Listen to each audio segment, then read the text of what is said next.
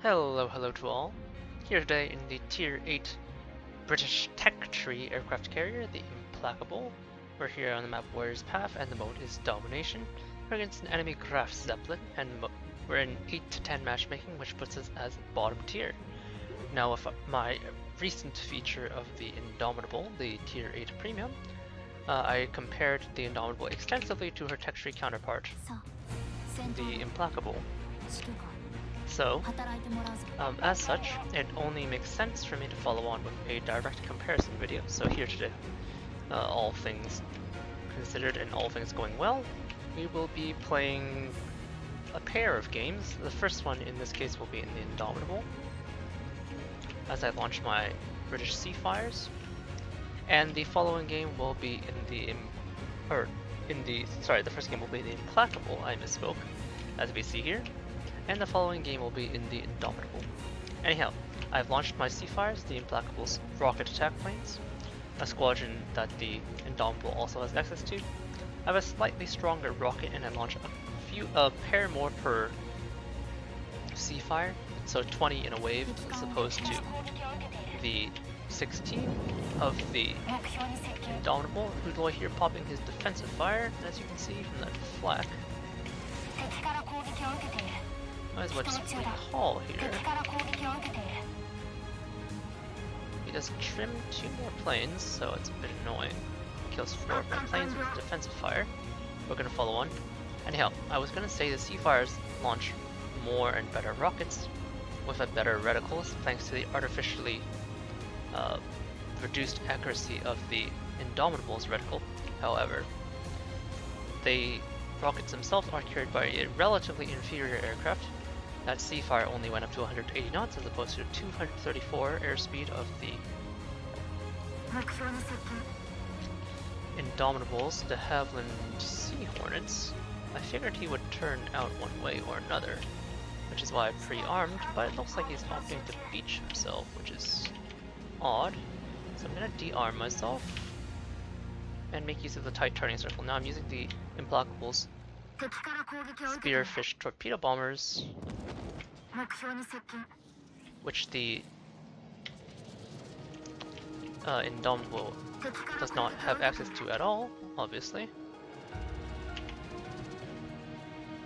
So the advantage of torpedo bombers is that they are a superior alpha weapon in most regards to either bombs or rockets, and they give you superior control as to how you want to use said armaments. Now in this kind of situation, I can at least force the smoke. I haven't yet hit him, not exactly an ideal anti-destroyer weapon,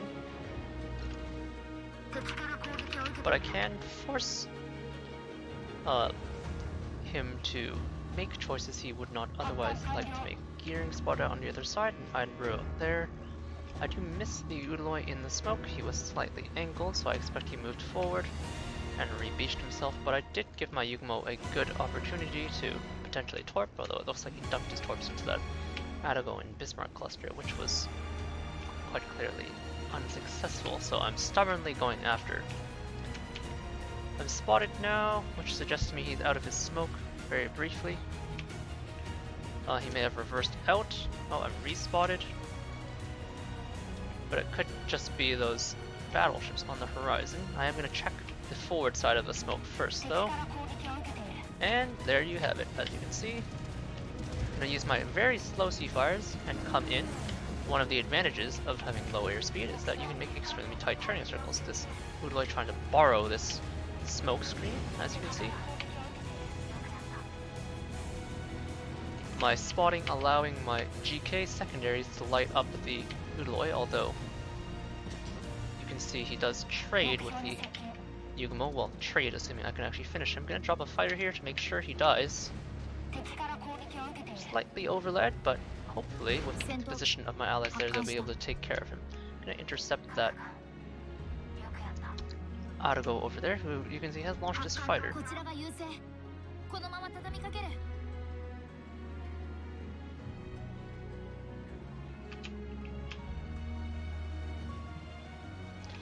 So our efforts in terms of spotting and fighting for the gap have resulted in us hopefully laying claim to be once the GK gets himself in there. As he is going into the cap and liable to be interfered with, I am going to give him an additional fighter. GZ, the enemy carrier, is currently attacking up there. There's a Kremlin over here, there who I most definitely don't want to attack, because AA is very, very powerful. Again, reaching for the torpedo bombers. I'm in a bit of a chase situation, and you can see these slow but durable spearfish are not the most well adapted to hitting targets of this type. Hoping he'll turn out. Looks like I can't get him to turn, so I'm going to turn out in a way. Pop my heal, since there's a red health aircraft. Make use of the slow speed aircraft's tight turning circle. Adago's a fairly fast surface ship, so I'm gonna give him a lot of lead. Looks like I might only hit one. Oh, I hit two actually, and one of my torpedoes breaks his rudder. His engine's out as well, so if he doesn't have last stand, well, these are gonna be painful. Last gasp for filling my bar, as with all squadrons. Hit an additional further torpedo pair.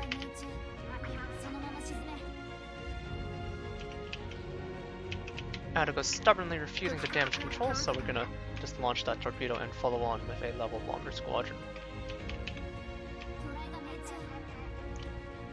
So that's something the Indomitable is just fully incapable of doing, since she doesn't have access to torpedo bombers. Instead, she would have had to just make level bomber attacks, which are much less damaging to modules such as rudder and engine, and probably would have had to let the Adago go. I was able to make those circling tight attacks with the Implacable there with the torpedo bombers. Now I'm using the level bombers. This is the squadron the Indomitable does have, but of course these spearfish are much slower, and I have a squadron of 6 as opposed to a squadron of 4, as you see on the Indomitable. These spearfish are slightly less tanky than the Indomitable's bombers.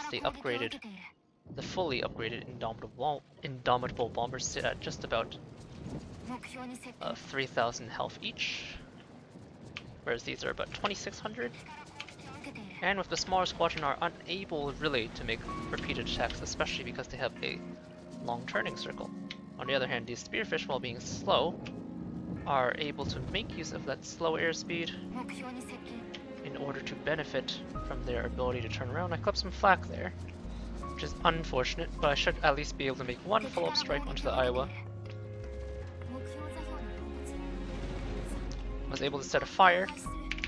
Now compared to the Indomitable, the Implacable does launch a superior number of bombs. She drops 8 per aircraft in paired aircraft, so 16 per wave, as opposed to the 6 per aircraft, so 12 per wave of the Indomitable. However, the attack area, as you saw there, is about the size of an entire capital ship, so about the same size as a carrier or battleship. Don't want to touch that GK. I also can't provide a fighter because I'm currently in GKAA, 6 kilometer range. I'm gonna try and finish off that Bismarck there in the distance. Oh, okay, he gets finished off himself. Now I did get some fires onto that Iowa, 1 fire to be precise, but I can't currently see him, so it's gonna be hard to aim at him. My heal is just about to come up.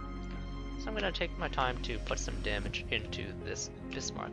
Fairly conservative game. We spent a long time fighting over BCAP with that enemy Udaloy. Enemy Bismarck launches a fighter. Don't really feel like coming around for another pass, so we're gonna just turn ourselves away. Pre-drop to ensure our losses are minimal. And now with the remaining 3 aircraft, we will sacrifice one of these. We got a flood on our first pass.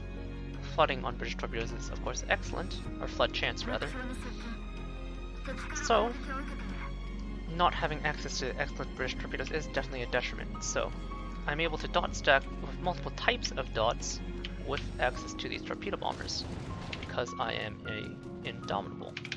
Kremlin pushing in, which should prompt me to move this way. I rescore a flood, which should stick for a little bit. and should also appreciably affect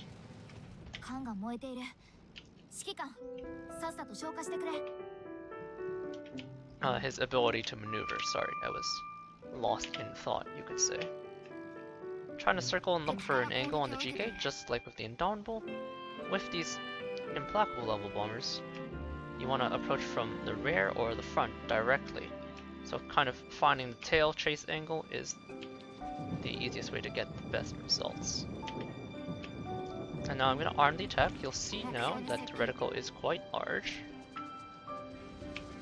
And you'll see later that the Indomitable's reticle by comparison is much smaller. Now the GK is a armored German battleship. Score fire, but note that I have 6 non-penetrating hits, and that is of course similar to that of the Indomitable. I have identical 32mm penetration. These are general purpose bombs. And you can see my AA going off in the background. The AA of the Indomitable versus the Implacable is actually somewhat inferior. The Implacable has much better mid-range. The Indomitable, on the other hand, has her AA focused on her short range. Forced to attack this Kremlin now due to the lack of targets. Don't want to fly all the way to the Bismarck. Just trimming my planes quite heavily. Again, note that my torpedoes ignore armor. So, having access to this 3rd squadron and just much larger reserves, I'm able to attack targets that would be much more difficult for the Indomitable to attack here. By comparison, just looking to try and get a flood. Bismarck approaching now. Landed 2 torpedoes there, so 3 out of 4 that I launched.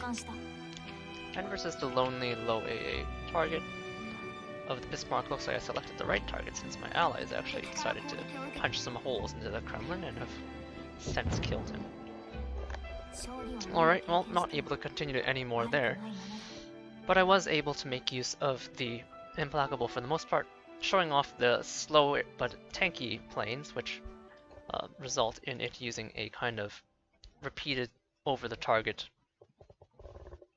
attack style, making those swooping turns for low airspeed.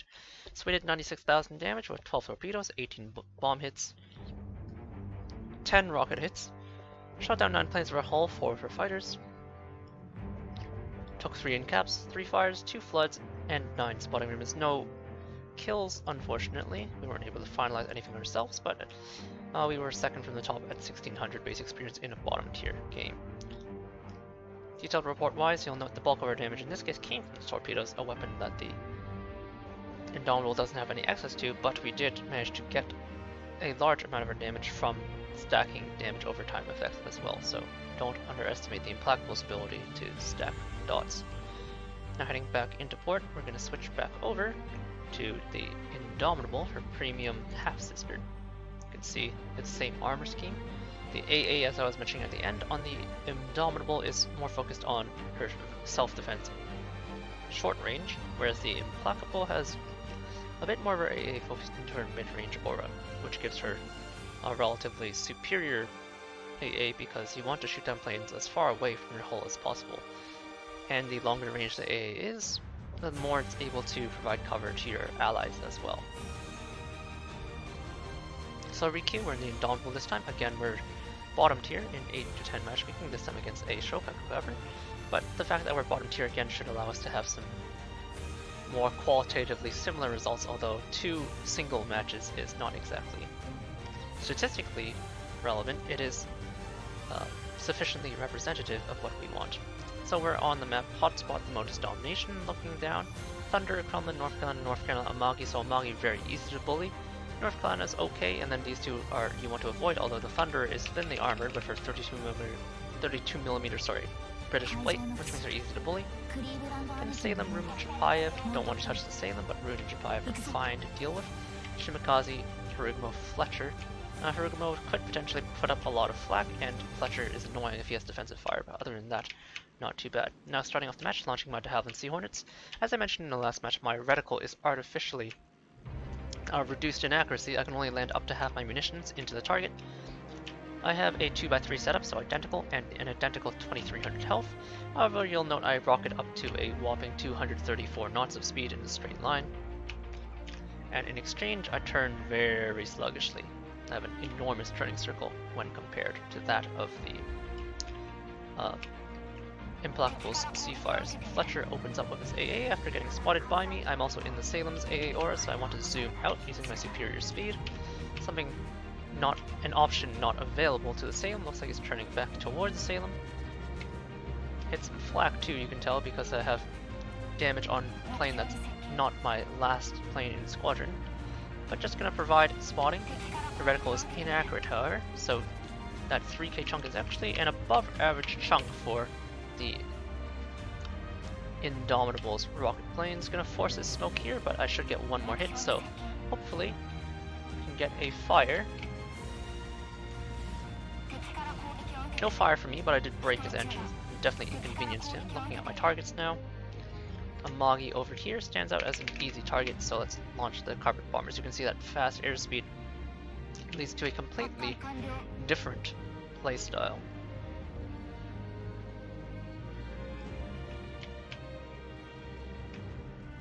Still looking for targets. That Rune and a Magi are both fine.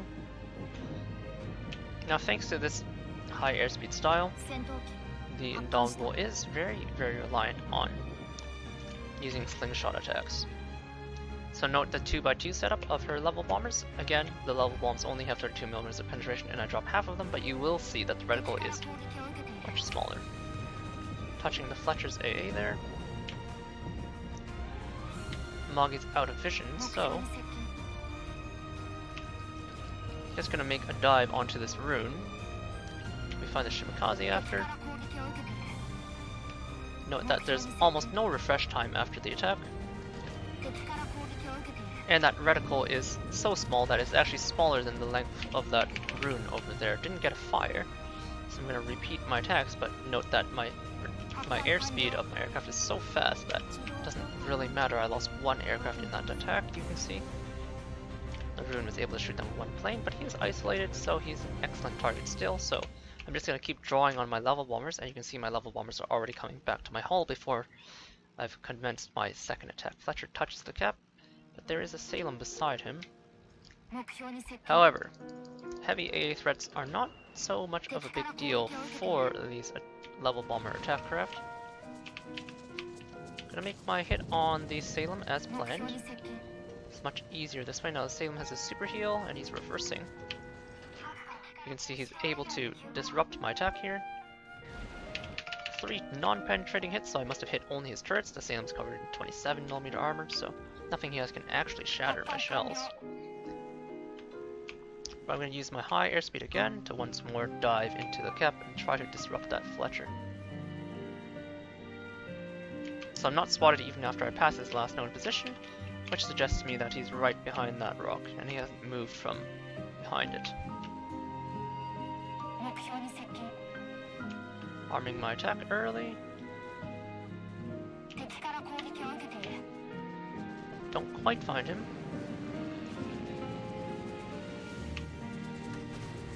So as it turns out, he was further in.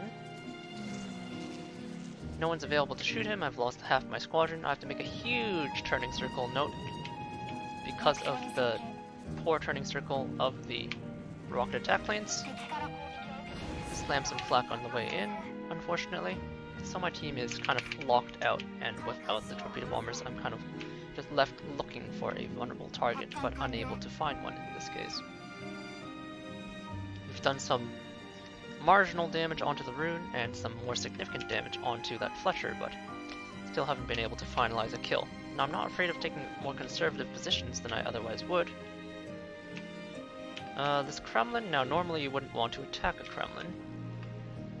Maybe I'll attack the Salem instead. He did just pop his defensive fire. He's running from me, so normally I take a 10km slingshot, but with his proximity, I think I'll go a little more. He's still running. Okay, I should have done it a little closer than I even did there. Again, losing some aircraft. You want to ideally make attacks that allows you not lose aircraft, but I do score a superficial fire. Unfortunately, the Salem is a super healing cruiser, so not exactly that effective. So we have 2 aircraft coming back to the hull, so that's 4, and 4 more in the air.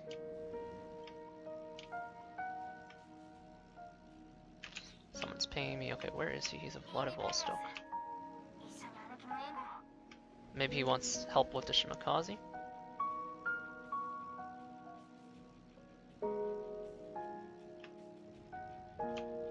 So we know that Shimakaze got chased out, so I guess I'll find him for him. Sadly, not gonna be able to degen farm, but fine.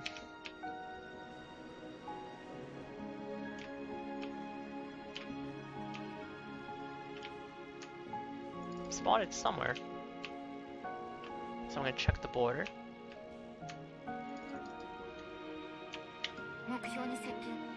You can see that short arm time allowing me to actually make an attack. That was pretty much on target, although the level bombs will spray. Okay, it did not look like the actual reticle area. Considering my options here, but I probably will drop a fighter before I continue on. My Vladivostok reprimanding me for attacking the cluster, but there's no targets here either. Chapayev has moved forward. 2 ships down. We trade for the Chapayev.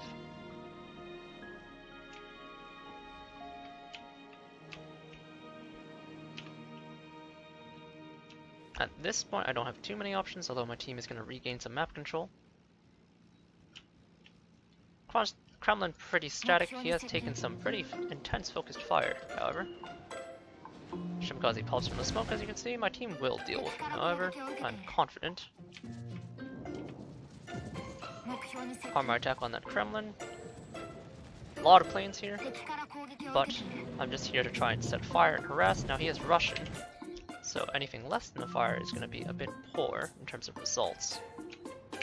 6 aircraft left. Someone's taking a shot at me because they're a piece of garbage.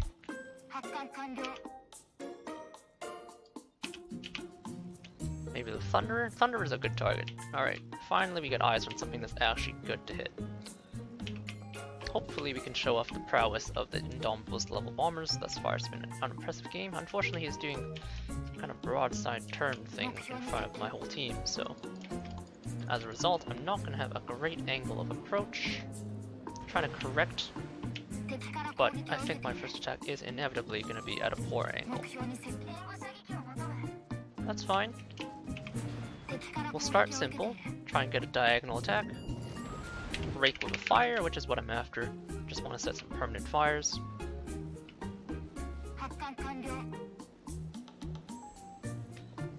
People question mark pinging me for some reason.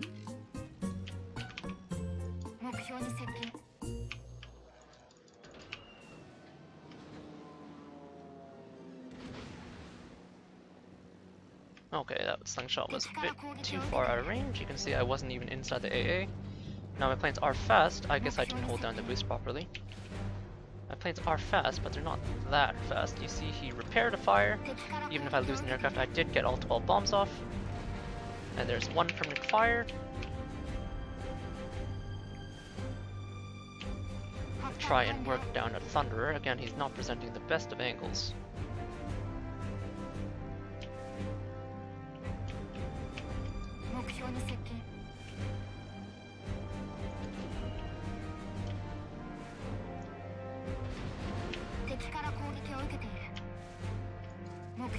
Oh, okay. He's not burning? Oh, he was burning, just visual glitch. You can see there the damage on the Thunderer is much more impressive due to his 32mm armor, so I just pen him all over. Don't quite have enough aircraft to continually slingshot abuse because I have been taking some losses. I lose another ally on the other side, very annoying. This time I'm going to circle and find the proper angle of attack since I am manualing in. Note my reserves are still recovering due to the poor regeneration time of the Indomitable. Over 100 seconds for most aircraft squadrons. Okay. Hopefully I don't lose any aircraft. I'm gonna attack so I can get this last plane out of the range of the North Carolina.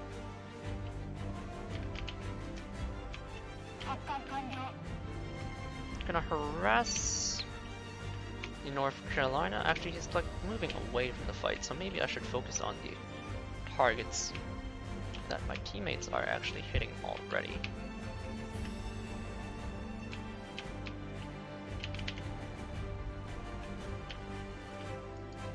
However, since I'm attacking the Kremlin, it's quite possible these pilots are not coming back after their trip.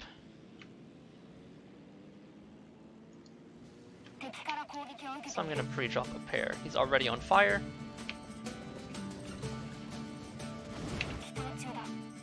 However, some superstructure damage is not too bad. You can see me here struggling to damage targets though, the matchmaking being somewhat unkind and my teammates being, well,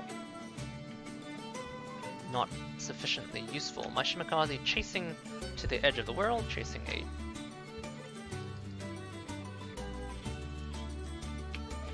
North Carolina who's running, which is obviously not advisable. Okay, there's a Harugma there, along with an enemy carrier. Now Shokaku would be strikeable, but he's not a worthy target to actually chase and kill, so I'm gonna go after that Harugma quite clearly. Okay, no one's contesting him, and no one can see him. Kind of annoying, obviously.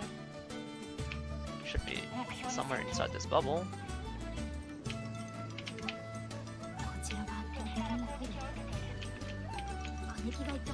Oh, there he is. Well, there's a destroyer, there's a Fletcher. So there were in fact two of them inside here. So this guy still has his smoke, keep in mind, so not gonna be the easiest. And I have those inferior rockets. He scored fire on the first hit, which is something. He's gonna turn in toward the cab, I imagine, so. Take this swing, you can see me making a huge arcing attack due to the nature of my rockets. Don't really care, I land only one rocket due to the poor accuracy. Relaunch with whatever is left on my hull, turns out I have 6. My first 2 rocket planes return, so we're going to be up to 3. I'm gonna have to pre-aim. Okay, don't quite catch the pre-aim properly. He's trying to wait till he gets inside the cap to use his smoke.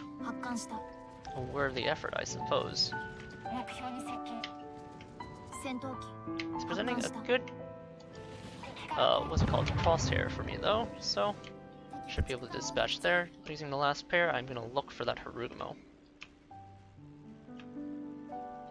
My Shimakaze continuing to be as worthless as possible. I'd rather just relaunch at this point, and I want to reverse my hull. So I'm going to kick my carrier into reverse and commit to a second set of attacks. He knows where I am, the Fletcher briefly saw me. I'm assuming he's going to continue straight forward. We'll see him sometime within my bloom time. Okay, you can see that horrific dispersion. I'm gonna try for fire, and then after that, the Harugma is actually large enough for me to hit with level bombers. Okay, I don't know why my aircraft decided not to finish that turn. Again, pretty shit dispersion.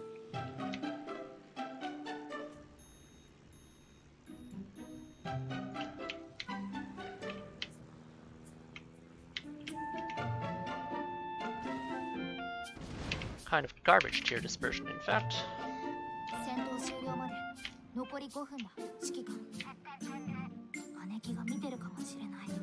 Make use of the smaller reticle on the Indomitable here to have superior anti-destroyer capabilities. And against a destroyer, I don't need to slingshot, I can just make traditional attacks. See me nail him there for 4 bombs.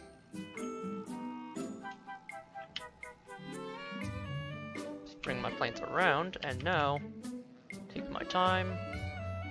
Need to predict about a Harugma's length in front of him. Another 4 bombs.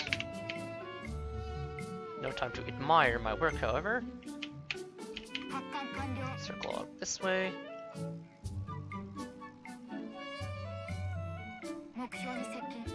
Holding down the air brake entirely for the entire period. Accelerate away. Okay, well, this leaves me few choices. The enemy team's at 900 points anyway, and my teammates are not been able to do too much. So it does look like it's going to be a loss. He's already launched his torpedoes. You can see my slow carrier hull unable to react, really. I do survive, however, for now. However, you can see that 32mm pen on the Harugumo, just spraying my last known position and causing me to die. So you can see the difference that Matchmaker can make with the Indomitable, just unable to have enough of an effect here. My teammates kind of shitting the bed as well, but it's not just that. You can see even though there's a huge experience differential, and though I'm at the top, I still was unable to affect the team just because of the way the enemy played. So without the flexible armament of the torpedo bomber, our target selection was much more limited. In spite of that, we did do 40,000 damage for bombs and 17,000 with our rockets. Only 1,100 with fires, but I was unable to find any worthy targets until we really found that thunder, and you can see that thunder is where we collected a large chunk of our damage. Spent a lot of time going after these light targets, but ultimately we were unable to finalize. The enemy team simply took a cap early on, and we couldn't really push them out. Given the fact that the game was kind of mediocre, or at least it showed off a mediocre game where we were unable to excel, we'll go for one more, so I guess it's going to end up being a triple cast, but it is what it is. You got to see the workhorse reliability of the Implacable in a kind of average game. And then just now you got to see the Indomitable struggle. Well, bottom tier. This time we're even tier against an enemy Enterprise. So hopefully this should be a bit cleaner. A bunch of Americans which shatter my bombs, but still a Richelieu to bully, and interprets with low AA even though he shatters my bombs. Again, a Key with decent AA, but he takes a lot of damage from my bombs. And then Hypermogami, not that much in terms of AA strength, and then Benson Kagero. We're on an extremely tiny map, so I'm gonna just start very conservatively with my hull. Just move upward. I have high airspeed, so I don't mind traveling a little further, whereas moving back in the Implacable would be a lot more noticeable due to the low speed of our aircraft.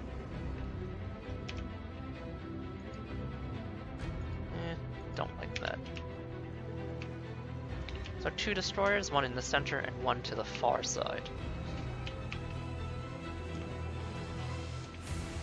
And the turpits.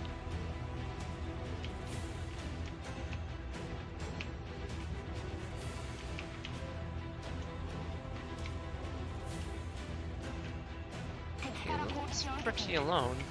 Gonna make one early dive, during which we'll find the Kagero. I'm here for fire, which I do get. You can see against a large size target like the turpits, I have no trouble landing all my rockets, more or less. However,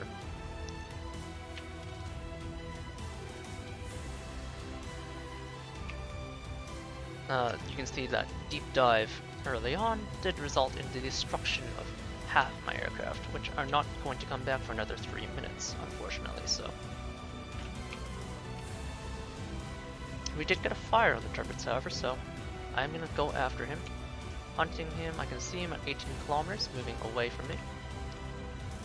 I want to set that follow-up fire and start getting some damage on board from the start, in this case.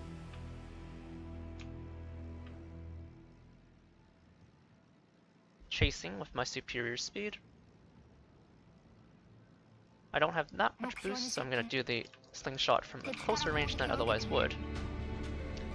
Using my immunity frames to plunge through the enemy team. Unfortunately, I did hit that flak there.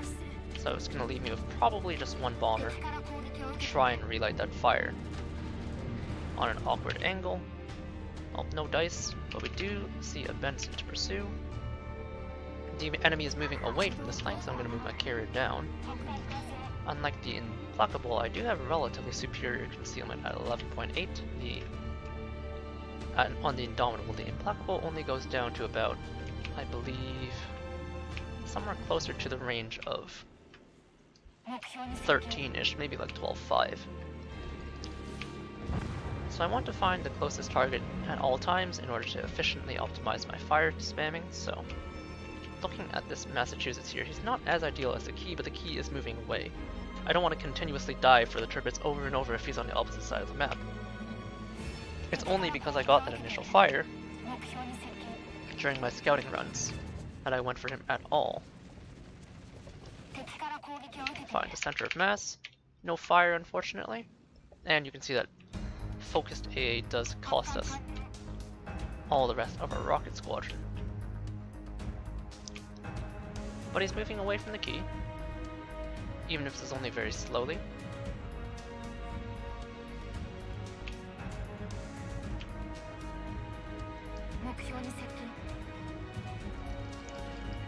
So now we can start the slingshot barrage. I'm gonna have to correct the course of my hull with him moving this close in this manner. I really don't want to move to the position I initially selected. Get my bombs off properly this time, even if I lose an aircraft on the way in.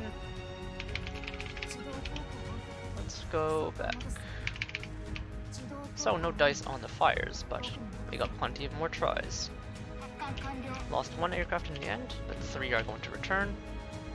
I'm protecting my Chapayev, I guess, in a way.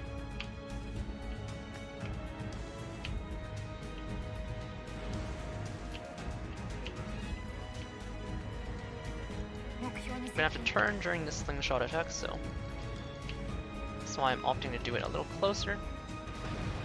Steering with the minimap.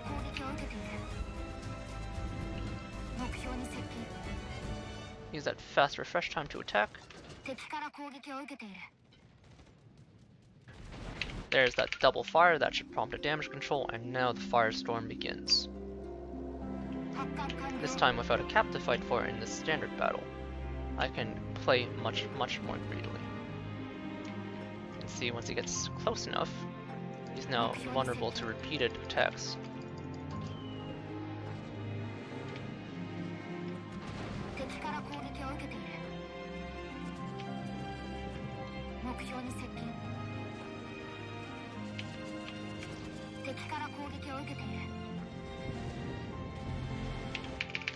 Enemy carrier annoyingly drops an escort fighter. You can see the size of that Enterprise escort squadron, but that Massachusetts, just by cruising forward in front of my whole team, is already putting himself at risk.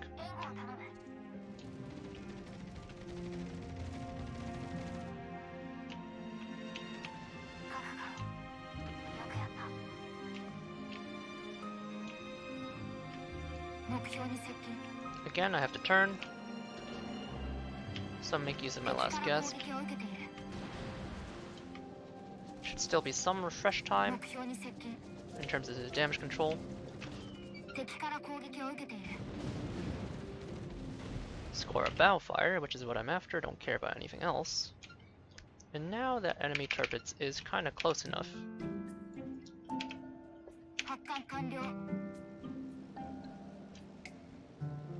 Where I can cruise after him. Rochelle is also an option. I've been ignoring the destroyers, but one of them did get dispatched. Looks like he popped a heal. And he's still burning for now. But the fact that I have to manually attack him kind of discourages me. The fact that he's so close, though, makes it much more tempting. My fire appears to still be burning, sorry.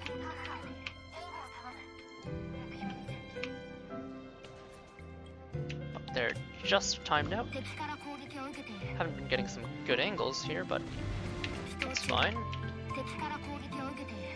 It's nice and flat now.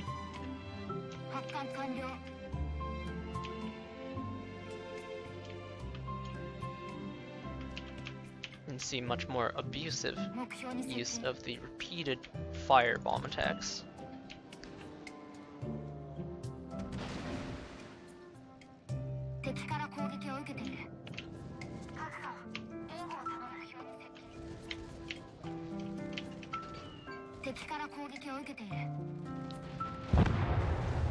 Alright, that North Carolina absolutely blasted him out of the water. Move on to the Trippets since he's threatening my hull, and then after that the Richelieu. You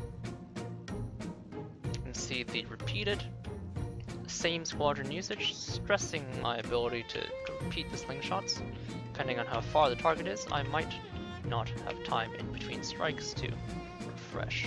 My damage thus far has been relatively mediocre, only got to stack one fire, and the actual bomb hits onto the Massachusetts are middling because of his 38mm middle deck. Hopefully we can pick this up if we get enough superstructure hits.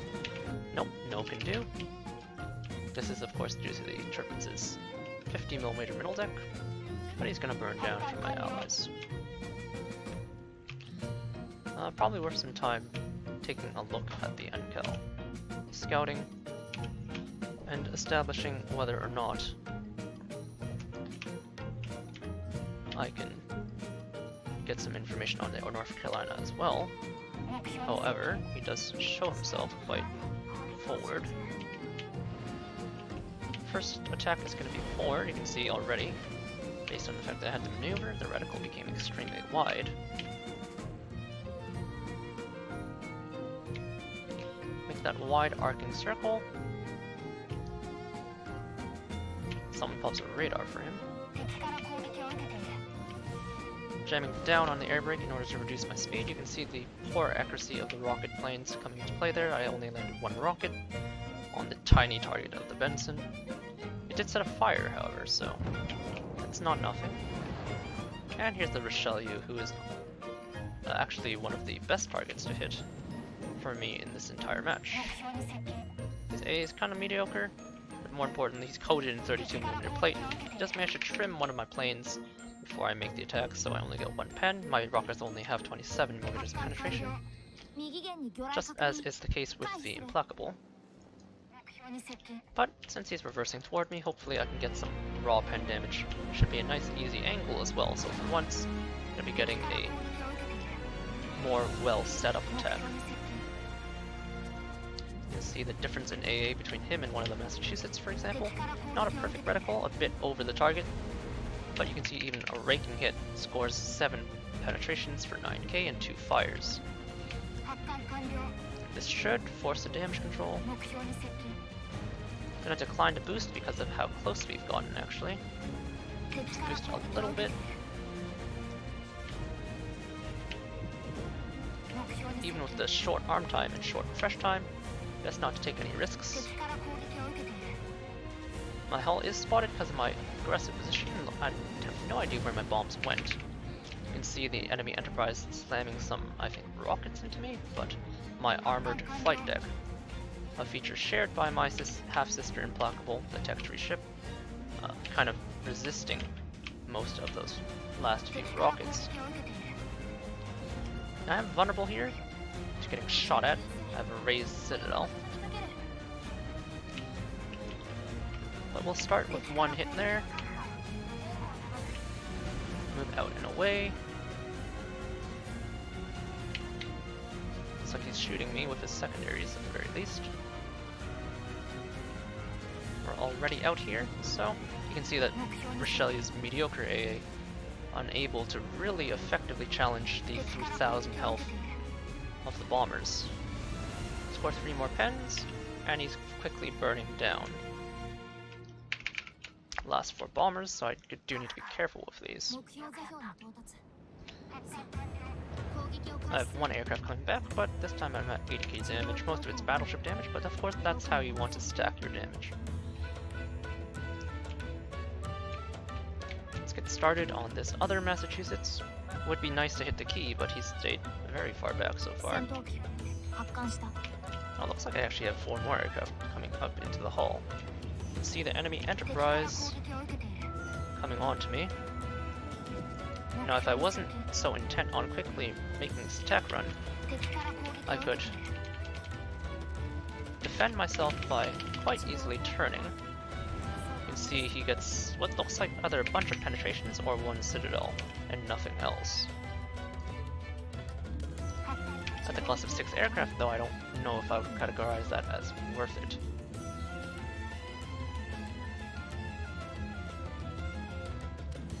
Kind of hoping they don't ram there. But I think they're gonna ram. Which ultimately means that even though I'm gonna make this attack, and the one previous would be worthless. Now, okay, I didn't end up making that attack because he died first. He launches a fighter, but the Implacable is largely immune to fighters. Typically, you just launch before they arm onto you properly, as you see here. First attack rakes with a fire, and that's all I'm looking for. He intercepts one of my 2 aircraft with a combined AA auras, but it doesn't matter. He's gonna be forward, so I'm gonna try and swing at him from behind actually. See, I haven't had to make use of my engine cooling consumable because of the relatively small sizes of these maps.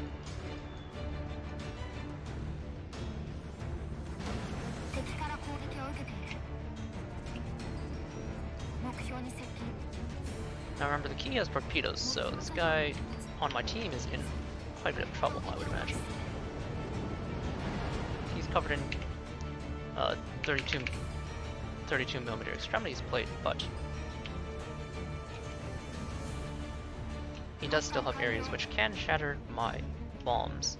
But we stick a fire, which is what we were after, and at this point should be elementary. I'm gonna move toward the cap, and we're gonna hunt that Enterprise, more than likely, because there's plenty of points left to spare.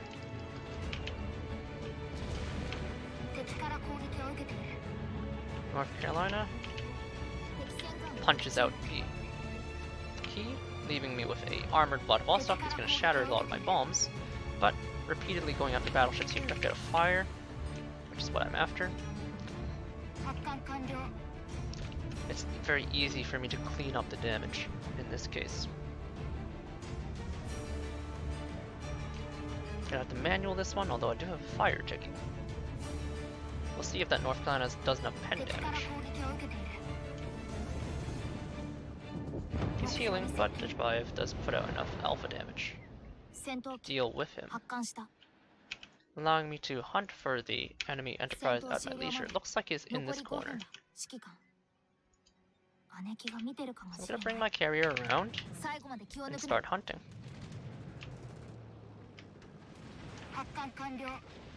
Again, I have an armored flight deck,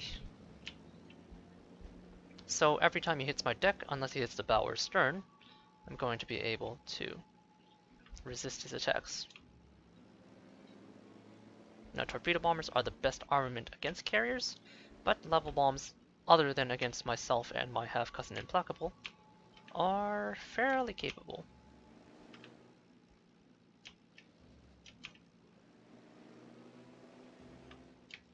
So there's the enemy carrier.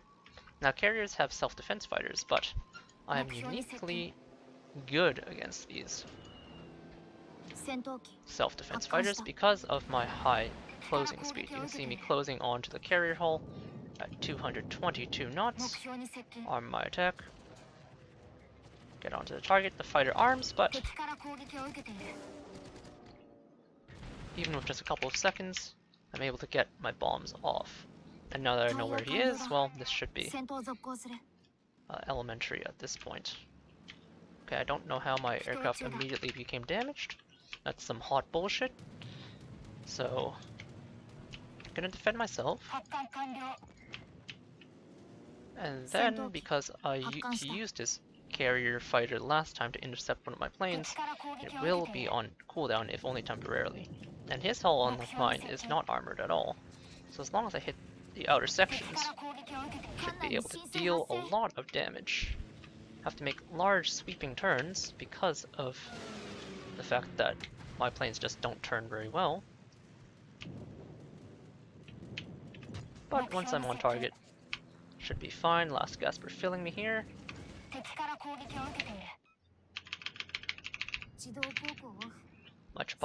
determinedly staying in the cap, even though we could probably kill this carrier if he just left, but you know what, if he wants his cap points, I won't begrudge him that.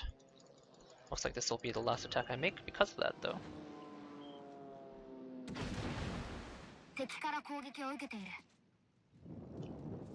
Again, closing at 222 knots. I could slingshot a little closer if I wanted to be safer.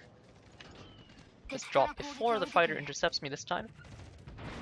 And you can see the bombs do reasonable damage against an unarmored flat top. And this time, in even tier matchmaking, where I don't have to pay too much attention to the destroyers, don't have to defend caps as much, and I'm just able to kind of do my thing, able to rake in a ton of damage, as you can see. So, 139,000 this time, 83 bomb hits, primary weapon of course, 22 hull intercepts. I did take a lot of damage, so you saw the Enterprise was able to actually get attacks onto my hull. It's just that I resisted most of them, and then after, my AA was able to engage him along with my self-defense fighters.